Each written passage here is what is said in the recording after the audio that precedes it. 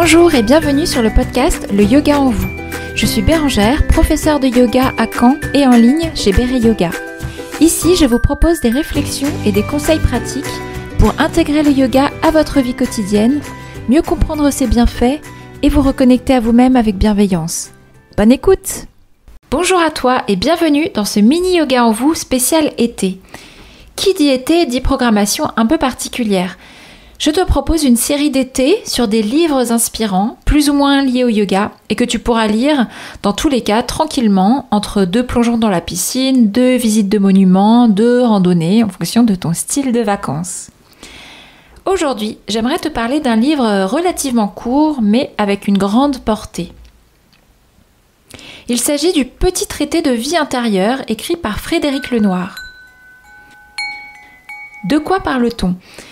C'est un livre relativement court, accessible, mais profondément nourrissant.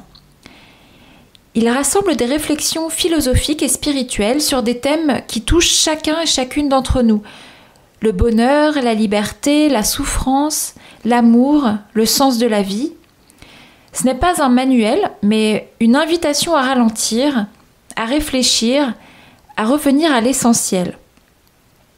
Frédéric Lenoir dit d'ailleurs de ce livre: de tous mes livres de philosophie et de spiritualité, celui-ci est certainement le plus accessible, mais sans doute aussi le plus utile, car ce n'est pas un savoir théorique que je cherche à transmettre, mais une connaissance pratique, la plus essentielle qui soit.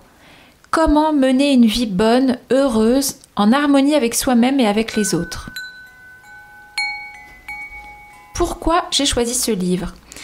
Parce que c'est un livre que l'on peut lire doucement, par petits morceaux, par bribes, et qui donne vraiment l'impression qu'on retrouve de l'espace en soi. Il parle de liberté, donc comme je l'ai dit, de connaissance, d'amour, d'amitié, mais sans jargon, sans complications. Juste avec profondeur et clarté, et toujours en se référant à de grands penseurs. Ce que j'ai aimé dans ce livre, c'est la manière dont il nous ramène à l'essentiel. Se connaître, aimer, s'apaiser, être libre.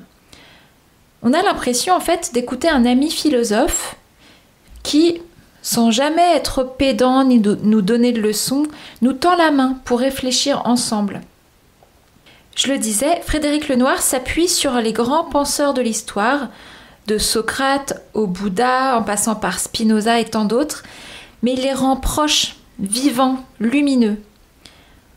Et même il réussit à tisser un pont entre les sagesses d'Orient et d'Occident, avec des mots simples, profonds et profondément humains. Une idée que je retiens. Alors c'est une citation, il dit « Exister est un fait, vivre est un art. Tout le chemin de la vie, c'est passer de l'ignorance à la connaissance, de la peur à l'amour. » Cette phrase rappelle une vérité essentielle. Être en vie, ce n'est pas juste respirer, c'est apprendre à vivre pleinement, avec conscience, avec présence, avec justesse. Vivre, c'est un art, c'est une pratique qui demande du temps, de la patience et surtout un apprentissage continu. Et pendant des siècles, ce rôle d'enseigner comment vivre, comment trouver du sens, de la paix intérieure, comment aimer sans peur, eh bien, il a souvent été porté par la religion. C'est ce que Frédéric Lenoir explique dans son livre. En fait, il explique que la religion, elle offrait des repères, un cadre, une communauté. Mais qu'aujourd'hui, pour beaucoup d'entre nous, ce cadre traditionnel s'efface ou alors il ne répond plus aux questions profondes que nous pose notre vie moderne. Et donc, Frédéric Lenoir nous invite à renouer avec cette quête intérieure, grâce à la sagesse accessible de grands philosophes et de traditions spirituelles. Il nous rappelle que vivre, c'est un chemin personnel où l'on passe de l'ignorance à la connaissance.